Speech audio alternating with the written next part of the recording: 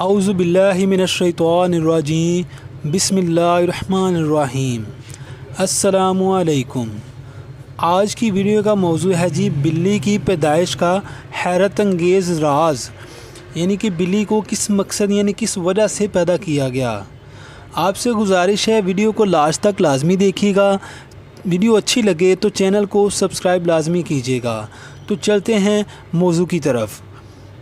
اللہ پاک کی ہر تخلیق کردہ مخلوق میں کوئی نہ کوئی پوشیدہ راز ضرور ہوتا ہے۔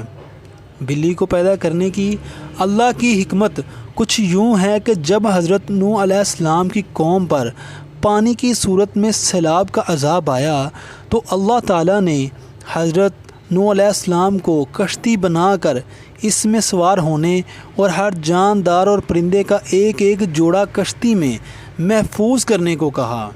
تو حضرت نوح علیہ السلام نے اللہ کے حکم کی تعمیل کی۔ کشتی پانی میں تھی اور اس دوران کشتی میں چوہے پیدا ہو گئے۔